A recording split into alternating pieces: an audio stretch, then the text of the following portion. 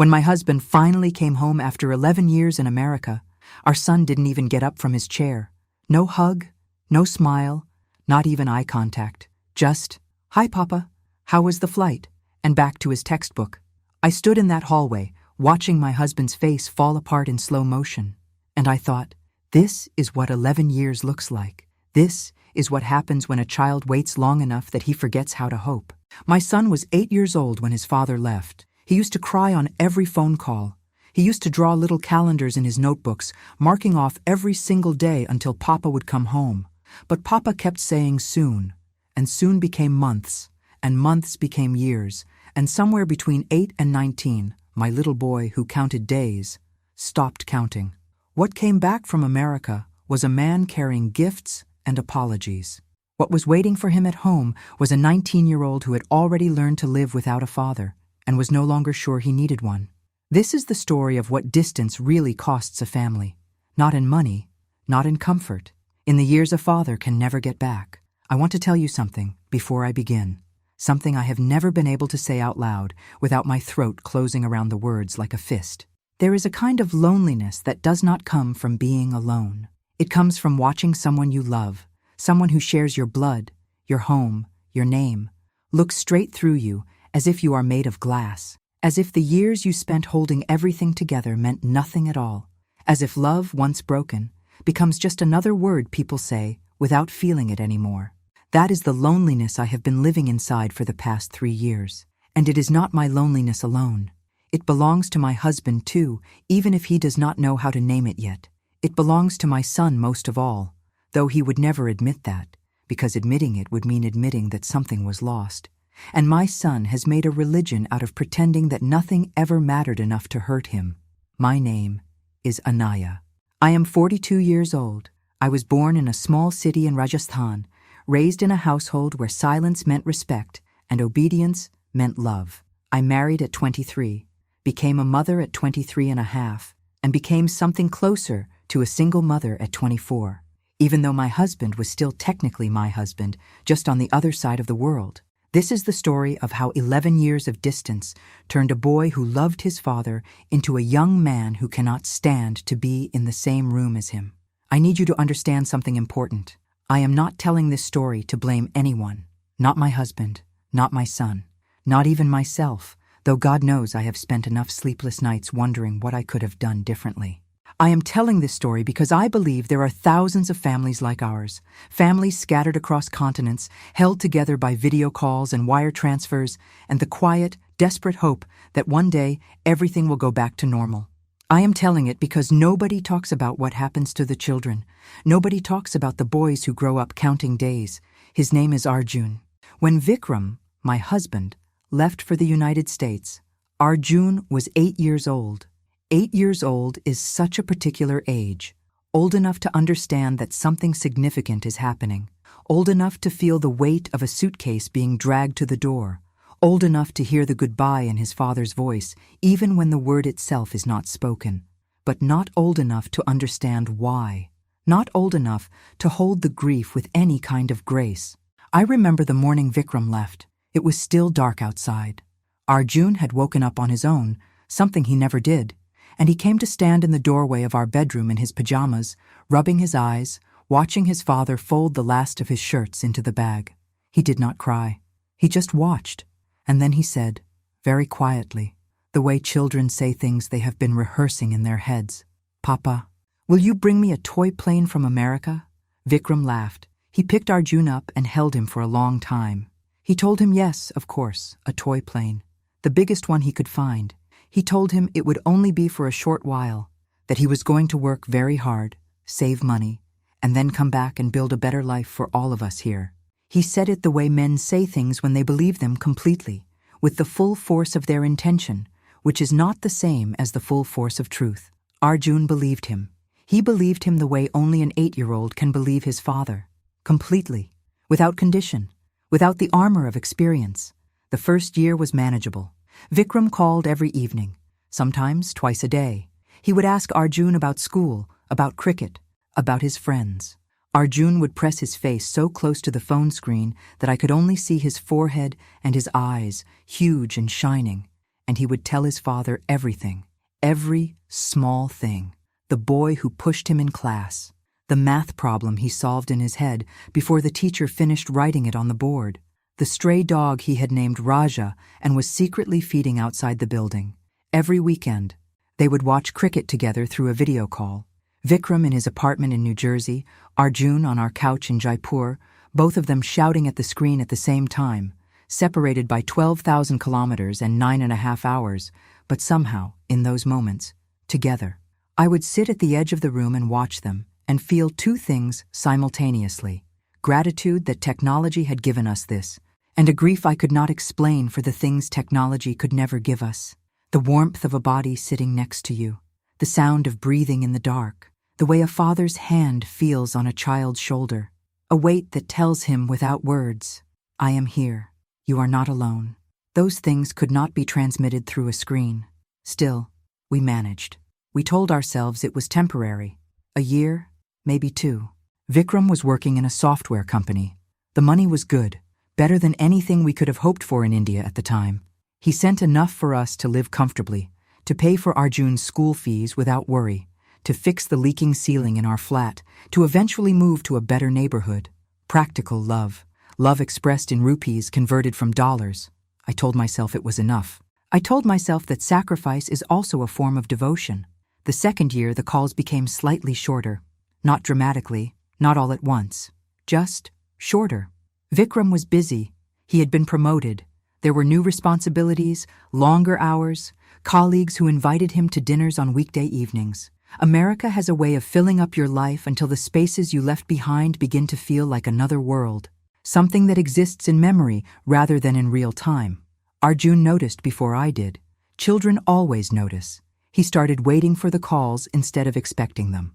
There is a difference, a painful, specific difference, between a child who runs to the phone because he knows his father is calling, and a child who sits very still watching the screen, hoping. By the time Arjun turned 10, he had learned to manage his hope, to keep it small, to not talk about his father at school the way he used to answer questions about him with a shrug instead of the long, proud stories he used to tell. I watched my son learn to protect himself from disappointment, and I did not know what to do with what I was seeing, because I was doing the same thing. Vikram visited once, when Arjun was 9.5. He stayed for 3 weeks. Those 3 weeks were the closest thing to normal we had experienced in over a year, and they were also, I think, where the damage truly began, because they showed Arjun what it felt like to have his father home, and then they ended. The night before Vikram left again, Arjun did not ask for a toy this time. He climbed into our bed, something he had stopped doing years before, and he lay between us in the dark without saying anything, just breathing, just being there. In the morning, at the door, he hugged his father around the waist and held on for a very long time. Vikram patted his back. He said, "Be strong, son. Take care of your mother." Arjun pulled back and looked at him.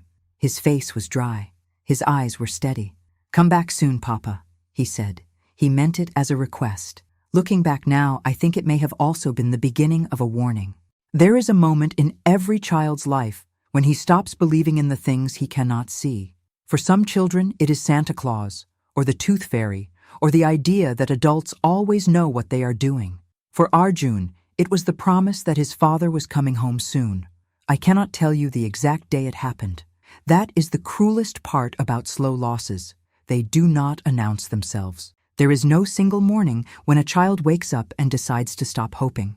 It happens the way water carves stone, quietly, gradually. And by the time you notice the shape has changed, the damage has already been done for a very long time. What I can tell you is that by the time Arjun turned 11, something in him had shifted. He stopped drawing calendars on his notebook margins. He used to do that, little grids of days, marking off each one with a small X, counting toward the next visit, the next call, the next promise. I found one of those notebooks once, tucked under his mattress, pages filled with tiny X marks and question marks where the dates for Vikram's return kept moving forward. I put it back where I found it and did not say a word. Some things a mother sees and must pretend not to see, because acknowledging them would mean having a conversation she does not yet know how to have. The calls became a performance by then. Arjun would sit in front of the phone, answer his father's questions with short sentences, nod at things Vikram could not even see him nodding at, and then hand the phone back to me with the flat expression of someone completing a chore. "How was Papa?" I would ask. "Fine," he would say. And then he would go back to whatever he had been doing, as if the call had been nothing more than an interruption. Vikram noticed. Of course he noticed. He started asking me, during our private calls late at night after Arjun had gone to sleep, whether something was wrong with the boy, whether he was having trouble in school, whether I had said something that might have upset him. I wanted to say, "Vikram, the problem is not something I said. The problem is something you keep not doing." But I did not say that. I said that Arjun was fine, that he was just growing up, that boys at this age become quieter, more internal. I gave my husband the comfortable answer because I was afraid of the uncomfortable conversation, because I too was still hoping, still waiting, still telling myself that Vikram would come home soon and that we would have time to repair whatever was quietly fraying. That was my mistake, not the only one, but perhaps the one that cost us the most. Arjun was 11 when he started spending all his time at his friend Dev's house. Dev's father was a school teacher named Mr. Sharma, a round, loud, endlessly cheerful man who called every child in the neighborhood beta and always had biscuits on the table and strong opinions about cricket. He was not a remarkable man by any external measure. He did not earn much money. He had never left Rajasthan. He drove a scooter that made terrible sounds and wore the same 3 shirts in rotation. But he was there, every evening, every weekend, every school play, every report card day, every ordinary Tuesday that needed nothing special to happen in it. He was simply, consistently, permanently there. I watched Arjun watch Mr. Sharma the way a child watches something he is hungry for and does not know how to ask for, the way he leaned into the man's jokes, the way he accepted biscuits from his hands with a ease and a comfort he no longer carried in his own home. I watched, and I understood, in the deep, wordless part of myself that operates below logic, what was happening to my son. He was learning to find a father in the spaces his own father had left empty. I told Vikram about Mr. Sharma once. I tried to make it sound casual, a small piece of news from home. He said, "That's good. It's good for Arjun to be around positive male figures." He said it kindly and without any jealousy, which was both generous and heartbreaking, because it meant he did not yet understand what I was actually telling him. Arjun turned 13 in March. We had a small party, just family, a few neighbors, Dev and his parents. I made his favorite foods. I bought him the shoes he had been wanting for months.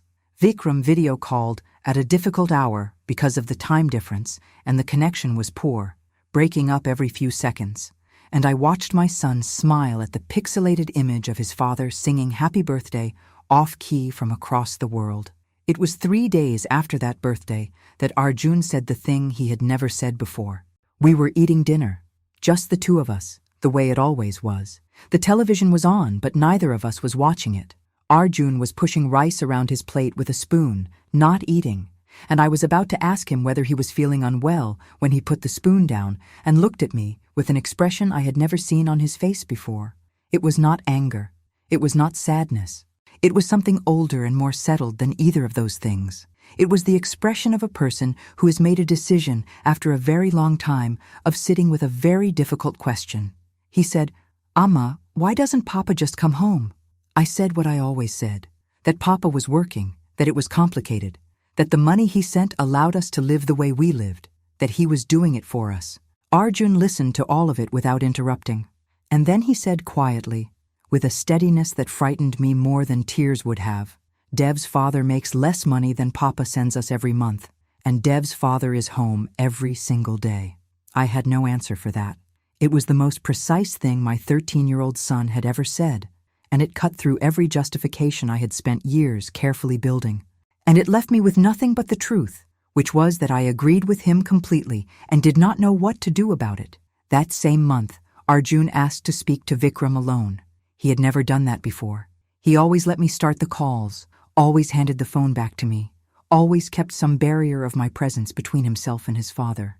But that evening, he came to me before the call and said, "Can I talk to Papa by myself tonight?" I said, "Of course." I left the room and stood just outside the door, Not to spy. I want to be honest about that. But because I was afraid. I did not know what my son was going to say, and I was afraid of it the way you are afraid of something you have been waiting for and dreading at the same time. I heard Arjun's voice, low and careful, the way he spoke when he was trying not to let his feelings lead. I heard him say, "Papa, I don't want anything for my birthday next year. I don't want presents. I don't want you to transfer money for something special. I just want you to come home." A pause. Vikram speaking, too far from the door for me to make out the words. Then Arjun again. "You keep saying soon. You've been saying soon for 5 years. I'm not asking for soon anymore. I'm asking you to come home, before it's too late." Another pause. Too late for what? I imagined Vikram asking. And I heard my son say, and I have carried this sentence in my chest every day since, "Too late for me to still want you here." He was 13 years old. 13 years old, and he was already negotiating with grief. Vikram called me after Arjun went to sleep that night. He was quiet in a way I had rarely heard him be quiet. Not the silence of someone who has nothing to say, but the silence of someone sitting in the full weight of something they cannot undo. He said he was going to come home. He said this time he meant it. He said he would start making arrangements, that it would take a few months to sort things out properly, that he did not want to leave without a plan. I believed him. After 11 years of believing him, I still believed him. Or perhaps I simply needed to. Arjun did not believe him. When I told Arjun what his father had said, my son looked at me for a long moment and then looked back at his textbook and said nothing. He did not smile. He did not ask when. He did not allow himself to feel anything about it at all. That was the moment I understood that the real loss had already happened. Not when Vikram left, not when the calls got shorter, not even when Arjun stopped drawing calendars. The real loss happened the night my son stopped believing his father's words. Because a father can come back, bodies can cross oceans, planes land, and doors open, and men come home. But trust, once a child loses it, that is the one thing no distance can explain, and no return can simply undo. Vikram came home on a Tuesday in November. I remember the month because the air in Jaipur had that particular quality it only carries in early winter, dry and sharp, with a thin coolness in the evenings that makes everything feel slightly more serious than it did in summer.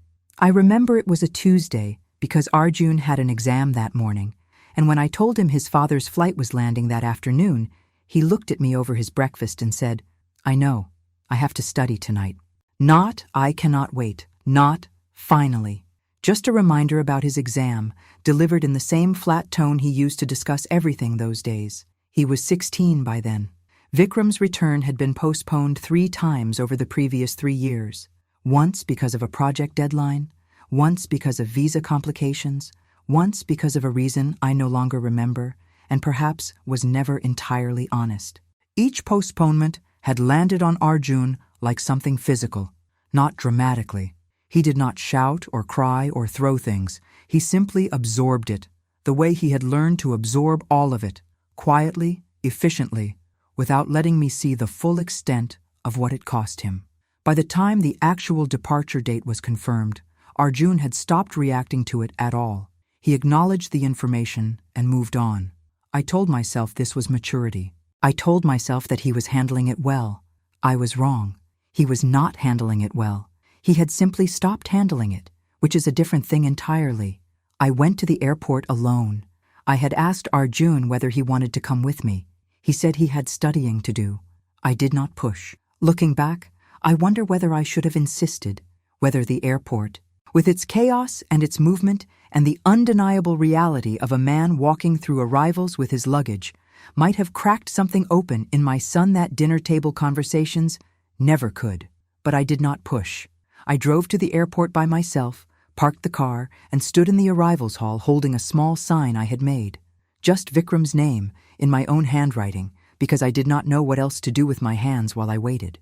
He came through the doors 40 minutes after the flight landed, thinner than I remembered, and older in the particular way that men age when they are living under pressure, not in their faces so much as in the way they carry themselves, a certain heaviness in the shoulders, a deliberateness in their movements that was not there in their youth. His hair had gray in it at the temples. He was wearing a jacket I had never seen before.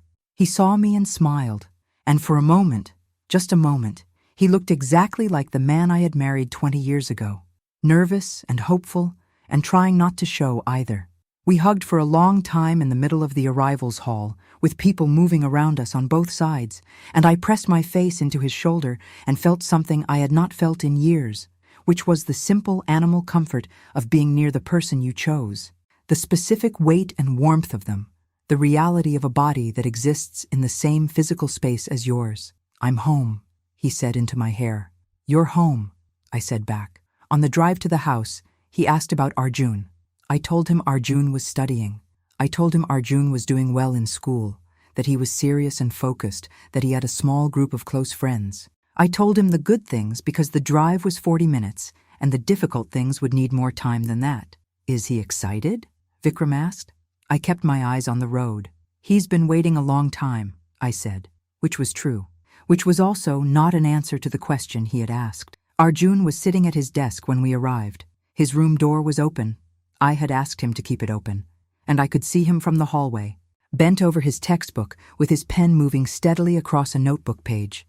He heard us come in. I know he heard us because his pen slowed for just a moment and then resumed at the same pace. Vikram set his bag down in the hallway.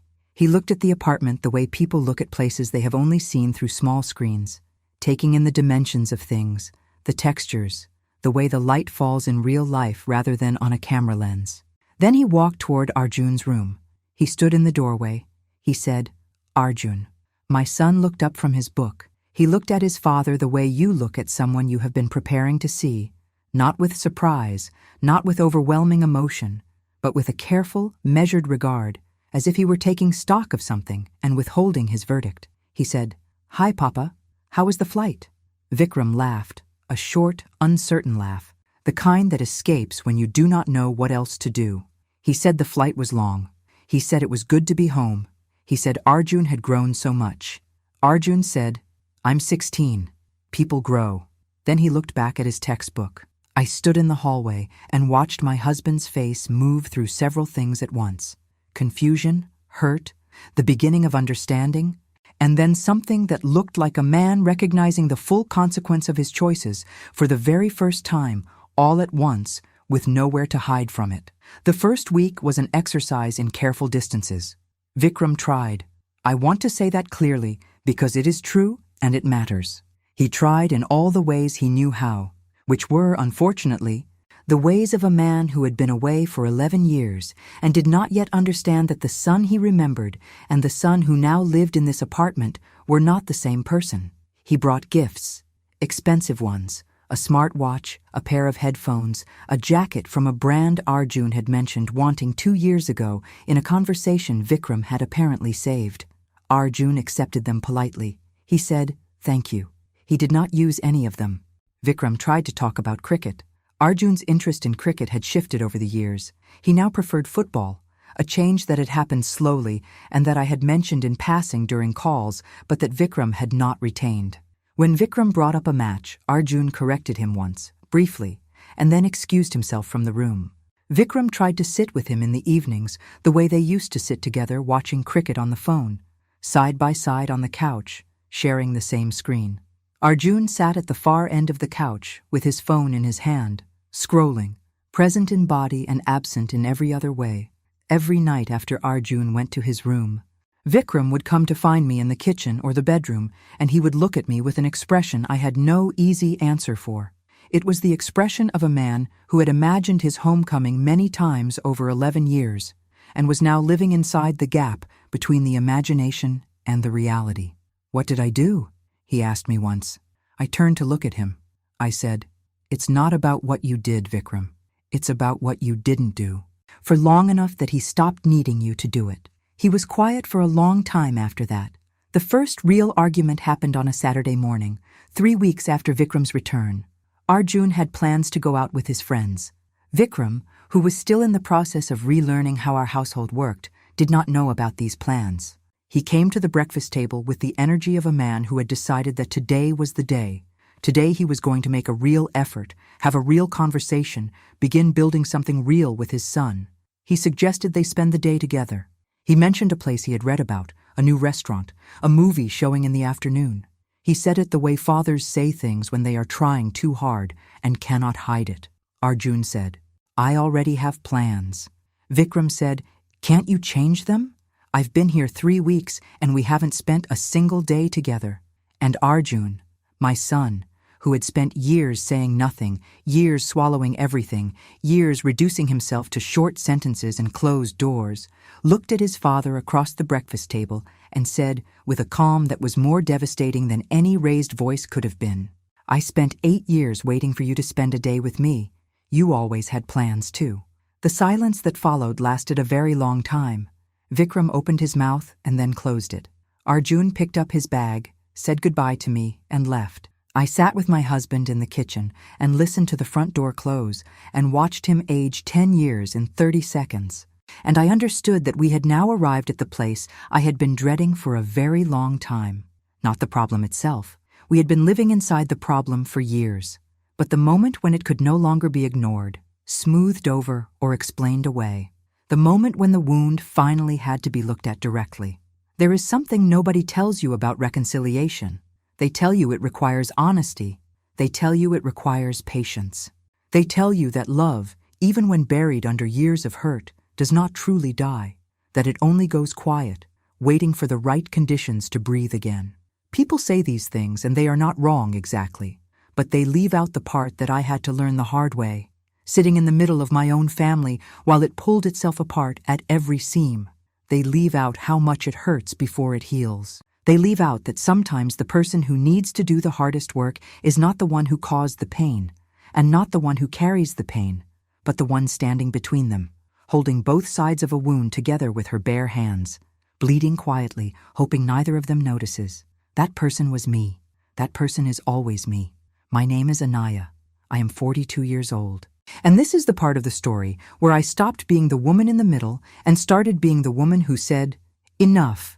We are going to fix this, or we are going to break trying, but we are not going to keep pretending that everything is fine when nothing is fine and hasn't been for a very long time. It was 4 months after Vikram's return when I reached what I can only describe as the end of my patience with both of them. Not with their pain. I never lost patience with their pain. Pain is not a choice, but avoidance is a choice. Silence, weaponized and sustained, is a choice. And I had watched 2 people who loved each other, who I knew, in the deepest part of myself, still loved each other, choose avoidance and silence every single day, morning after morning, dinner after dinner, until the air in our home had become so thick with everything unsaid that I found it difficult to breathe inside my own walls. Vikram had settled into a pattern of cautious withdrawal. After Arjun's words at the breakfast table, I spent 8 years waiting for you to spend a day with me. My husband had retreated from direct attempts at connection. He was present in the apartment, but careful about it. Moving around Arjun the way you move around something fragile, you are afraid of breaking further. He cooked sometimes, leaving portions covered on the stove for whenever Arjun came home. He left small things outside Arjun's door. An article he thought might interest him. A snack he had noticed him eating once. Little offerings. The love language of a man who had forgotten every other dialect. Arjun ignored all of it. Not cruelly. I want to be precise about this. My son is not a cruel person. He ignored it the way someone ignores a sound they have trained themselves not to hear, because hearing it would require responding to it, and responding to it would mean opening a door he had spent 6 years learning to keep shut. I understood both of them completely. That was the unbearable part. I could see inside each of them with a clarity that neither of them had for the other. And I could see that what looked like indifference on Arjun's side was actually armor, and what looked like peace on Vikram's side was actually terror, and that they were 2 people standing on opposite sides of a wall they had both built, neither of them knowing how to say, I don't want this wall anymore. So I made a decision, not the comfortable decision, the necessary one. I chose a Sunday evening when there was nowhere to be and no exam to study for and no reason to leave the room. I made tea for all 3 of us, the strong, milky kind that my mother used to make. That means in our family what sitting down together means. I brought it to the living room on a tray. I set it on the table. I sat down. And then I said to both of them, in a voice that was quieter than I felt, I need you both to stay in this room with me for 1 hour. That is all I am asking. 1 hour. Arjun looked up from his phone. Vikram looked up from the newspaper he was pretending to read. They exchanged a glance, the first direct look they had shared in weeks. And something in that glance, that involuntary moment of connection over their mutual uncertainty about what I was about to do, told me I was right to do this. I said, "I have been the bridge between you two for 19 years. When Vikram left, I explained to Arjun why his father had to go. When Arjun pulled away, I explained to Vikram why his son was hurting. I have spent 19 years translating you to each other. And I am tired. I am so tired. And more than that, I think I have been doing you both a disservice, because as long as I stand between you, you never have to face each other. And you need to face each other." Silence. I looked at Vikram. I said, "Tell your son the truth, not the version that sounds good, the real truth." My husband looked at his hands. He was quiet for a long time, and then he began to speak, slowly, haltingly, the way people speak when they are dismantling something they built carefully over many years. He said he went to America because he was afraid, not only because of money, though the money was real. He was afraid of being ordinary, afraid of spending his whole life in a modest apartment in Jaipur, watching the years pass without having tried for something bigger. He said he told himself he was doing it for us, and that was true, but it was not the whole truth. The whole truth was that he was also doing it for himself, for some idea of himself that he had been carrying since he was a young man. He said he planned to come back after 2 years, and then 2 years became 4, and 4 became 6, and by then he had built a life, not a happy life necessarily, but a life with structure and rhythm and the comfortable numbness of routine. And each time he thought about leaving it, about dismantling what he had built and coming back to something uncertain, he found a reason to stay a little longer. He said he knew he was missing things. He said he felt it during every phone call, every video call, every birthday he attended through a screen. He said he told himself Arjun was fine, that boys are resilient, that the money made up for it. He said he needed to believe that because the alternative, believing that what he was doing was causing real, lasting harm to his son, was something he could not bear to sit with and still keep going. He said, "I told myself you were fine because I needed you to be fine. That was selfish, and I am sorry. I am so deeply sorry, Arjun. Not for going, but for staying so long, for choosing my own fear over coming home to you." Arjun did not respond immediately. He sat with his tea growing cold in his hands, and he looked at his father, and I watched my son's face do something I had not seen it do in years. I watched it lose its composure, not in a dramatic way, not with tears, but in the small, subtle way of a person whose control over their own expression slips for just a moment, revealing the rawness underneath. He said, "Do you know what I used to tell people at school when they asked why my father wasn't here?" Vikram shook his head. "I used to say you were a very important engineer in America, that you were building something big, that you would come back when it was finished." He paused. "I believed that for years. And then I got old enough to understand that there is no project that takes 11 years, that if a man wants to come home, he comes home. And if he doesn't come home, it means he doesn't want to badly enough." Vikram's eyes filled. He did not look away. Arjun continued, "I'm not 13 anymore. I don't need a father to help me with homework or come to my school events. That time is gone. I know that. But what I need to know, what I have needed to know for years, is whether I mattered enough, whether the idea of missing my life actually hurt you, or whether it was just something you managed." Vikram said, "It destroyed me, every single day." Arjun said, "Then why didn't you come back?"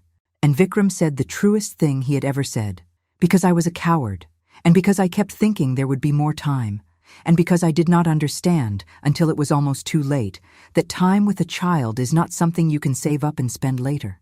It only exists in the moment it is happening, and once the moment passes, it is gone." The room was very quiet. Outside, the city moved the way cities do, indifferent and continuous. Inside, something shifted. I cannot describe it more precisely than that. Something that had been locked for a long time moved, just slightly, like the first give of a door that has been stuck for years. That conversation did not fix everything. I want to be honest about that, because I think dishonesty in these moments, the tidy resolution, the tearful embrace that makes everything whole again, does a disservice to everyone who is living inside a real version of this story. Arjun did not suddenly become the 8-year-old boy who pressed his face to the phone screen. Vikram did not suddenly know how to be the daily, present father he had not been for 11 years. There were more arguments. There were silences. There were evenings when I sat in the kitchen and wondered whether I had made a mistake, whether forcing the conversation had only made things worse. But there were also other things. There was the morning I came to the kitchen at 6 and found them both there. Arjun making tea, Vikram standing at the counter watching him, and a conversation happening between them about something small and inconsequential. A football match. A player they disagreed about. Their voices low and almost easy with each other in the particular way that is only possible in the early morning when defenses are still half asleep. There was the afternoon Arjun's scooter broke down 2 kilometers from home, and he called, not me, his father. And Vikram drove out to him without saying a word about it to me until later. And when I asked Arjun about it, he shrugged and said, Papa fixed it, with an absence of resentment that felt after everything like an enormous thing. There was the evening, months later, when I passed Arjun's room and heard him on the phone. Not with Dev, not with a friend from college, with Vikram, who was in the next room and had apparently called him rather than walking the 12 steps to his door, because they were still learning each other and sometimes the phone felt safer than the face. I stood in the hallway and listened to my son laugh at something his father said. A real laugh, unguarded and young, the laugh of the boy who used to press his face to the screen. And I pressed my hand against the wall and breathed. I am not going to tell you that everything is repaired. That would not be true, and this story has had enough of comfortable untruths. What I will tell you is this: healing, when it comes, does not arrive all at once. It comes the way the cold goes in Jaipur at the end of winter, not on a single warm day, but in the slow accumulation of slightly less cold days, until one morning you realize you are not wearing as many layers and the air does not hurt anymore. We are in that process, all 3 of us. Arjun is 19 and still learning, slowly, to let his father back into the parts of himself he closed off years ago. Vikram is learning that he cannot recover 11 years, but that the years ahead still belong to him if he shows up for them fully, without reservation, without one eye on the door. And I am learning, finally at 42, that I cannot hold my family together through the force of my own love alone, that some things can only be repaired by the people who broke them, in their own time, in their own way. What I know is that my son still exists somewhere inside the young man who cannot always look his father in the eye. I see him in unguarded moments. I see the boy who asked for a toy plane, who drew calendars in his notebook margins, who climbed into our bed the night before his father left and lay in the dark between us just to feel less alone. He is still in there. He is just waiting. More carefully now, more quietly, with less of himself at risk, to see whether it is safe to come out. And I believe, with everything I have, that one day it will be. That day, I think, is what we are all living toward. That day, the one where my son looks at his father without the weight of all those years between them, is the one I am still waiting for. And this time, I do not think either of them will make me wait too long. This is the story of Anaya, 42 years old, from Rajasthan, and of the distance that tried to take her family, and the love that refused, slowly and imperfectly, to let it.